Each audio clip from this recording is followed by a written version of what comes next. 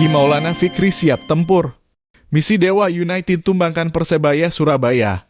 Sebuah tekad besar diungkapkan oleh Egy Maulana Fikri jelang laga seru kontra Persebaya Surabaya. Bintang Dewa United ini punya misi penting membawa timnya meraih 3 poin dalam laga ini. Jadwal pertandingan malam ini Jumat (21 Februari 2025), Dewa United bakal turun gelanggang dalam lanjutan pekan ke-24 BRI Liga 1 2024/2025. Lawan mereka bukan sembarangan Persebaya Surabaya, salah satu tim paling berbahaya di kompetisi ini. The Banten Warriors siap bangkit. Setelah hasil kurang memuaskan melawan Madura United, para pemain Dewa United datang dengan motivasi tinggi. Mereka udah melakukan evaluasi mendalam dan siap memperbaiki kesalahan yang terjadi di laga sebelumnya. Kami sudah melakukan evaluasi setelah hasil melawan Madura United. Tentunya tim ingin bangkit agar bisa kembali ke tren kemenangan. Jadi kami siap untuk pertandingan besok, ujar Egy Maulana Fikri di laman resmi Dewa United.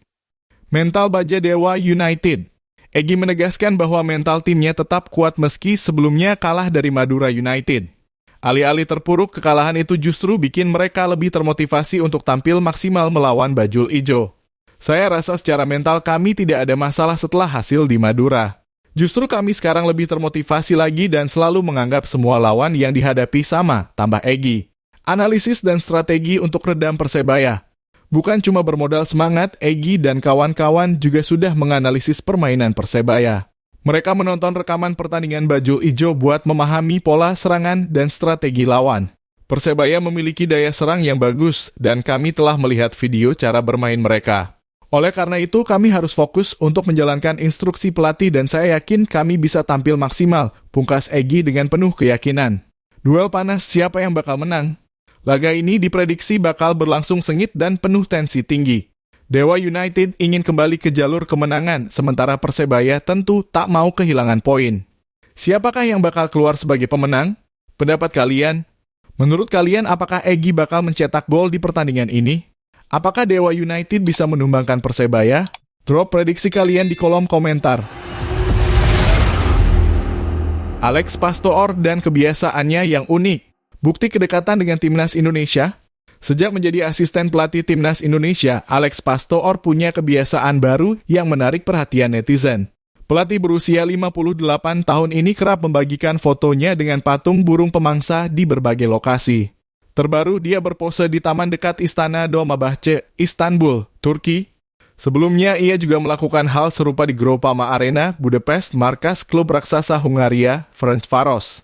Simbol kedekatan dengan tim Garuda. Aksi unik Pastoor ini langsung disambut antusias oleh warganet Indonesia. Banyak yang menganggap ini sebagai bentuk kedekatan dengan tim Garuda, mengingat burung pemangsa identik dengan lambang Garuda Pancasila yang menjadi simbol kebanggaan bangsa. Kita Garuda, Coach @Alex Pastoor. Gak sabar marah tanding dan menang. Aminin. Tulis akun @Church di kolom komentar. Dua peran dalam satu waktu, namun bukan hanya sekadar berpose dengan patung burung, Pastoor ternyata juga menjalankan profesi lain di Eropa. Selain sebagai asisten pelatih Patrick Kluivert di Timnas Indonesia, ia juga aktif sebagai pandit televisi. Di Hungaria, Pastoor bertugas menganalisis laga Ferencváros versus AZ Alkmaar pada matchday 8 fase grup Liga Eropa. Tak lama setelah itu, ia terbang ke Turki untuk kembali memantau aksi AZ Alkmaar dalam leg kedua play-off babak gugur kompetisi yang sama.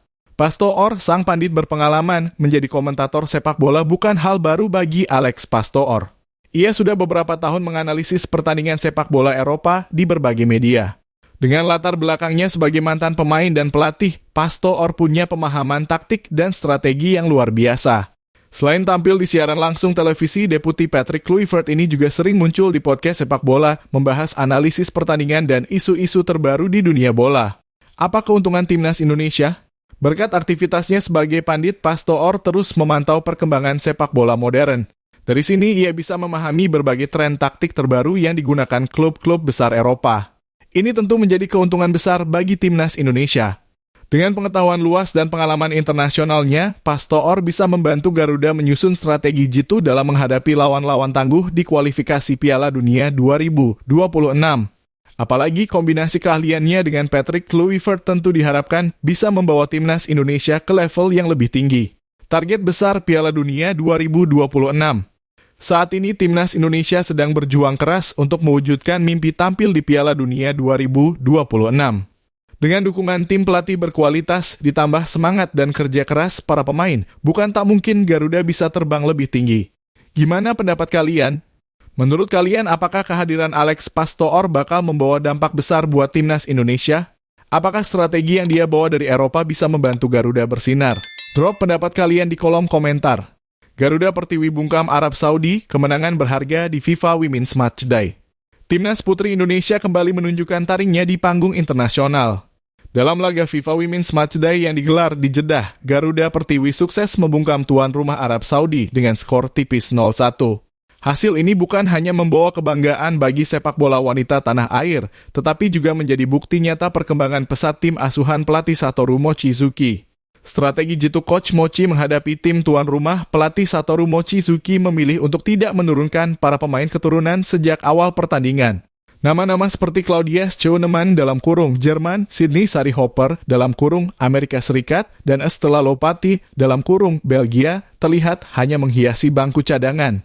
Sebaliknya, Coach Mochi mempercayakan trio lini serang Seva Imut, Ajeng Sri, dan Reva Ottaviani sebagai starter. Keputusan ini terbukti efektif. Sejak menit awal, timnas Putri Indonesia tampil agresif dan mendominasi penguasaan bola. Mereka terus menggempur lini pertahanan Arab Saudi dengan serangan cepat dan operan presisi. Puncaknya terjadi di menit ke-31 ketika Garuda Pertiwi mendapatkan hadiah penalti.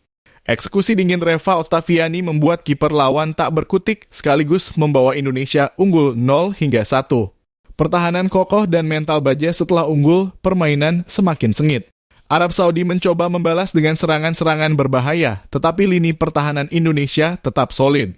Koordinasi apik antara lini tengah dan belakang membuat lawan kesulitan menembus kotak penalti. Wasit memberikan tambahan waktu 4 menit di babak kedua, namun Garuda Pertiwi tetap fokus dan mampu mengunci kemenangan hingga peluit panjang dibunyikan. Dengan hasil ini, timnas Putri Indonesia semakin percaya diri menghadapi tantangan ke depan. Ranking FIFA naik lagi. Hasil positif ini berpotensi mendongkrak posisi timnas Putri Indonesia di ranking FIFA. Saat ini skuad Garuda Pertiwi bertengger di peringkat ke-97 setelah sebelumnya melonjak dari posisi ke-114. Dengan kemenangan beruntun dan performa konsisten, bukan tidak mungkin Indonesia akan semakin merangsek naik di daftar peringkat dunia. Keberhasilan ini juga mengingatkan kita pada pencapaian luar biasa timnas Putri di bawah kepemimpinan Coach Mochi. Desember 2024 lalu, mereka berhasil menjuarai Piala AFF Wanita, sebuah prestasi bersejarah yang mengangkat sepak bola wanita Indonesia ke level yang lebih tinggi. Fokus ke Jepang dan ASEAN Women's Championship setelah menaklukkan Arab Saudi, timnas Putri Indonesia tidak lantas berpuas diri. Selanjutnya, mereka akan bertolak ke Jepang untuk mengikuti turnamen uji coba level universitas. Ajang ini menjadi kesempatan emas bagi skuad Garuda Pertiwi untuk semakin mengasah kemampuan dan mengadaptasi strategi baru sebelum menghadapi tantangan lebih besar. Tujuan utama mereka tahun ini adalah ASEAN Women's Championship yang akan digelar pada Juli 2025. Di turnamen tersebut, Indonesia akan menghadapi lawan-lawan tangguh seperti Myanmar, Thailand, Vietnam, Filipina, serta tim kuat lainnya seperti Singapura dan Kamboja. Dengan persiapan matang dan semangat juang tinggi, Indonesia siap bersaing dan membidik gelar juara. Dukungan dari seluruh rakyat Indonesia performa ciamik timnas Putri Indonesia ini tentu membutuhkan dukungan penuh dari seluruh masyarakat tanah air.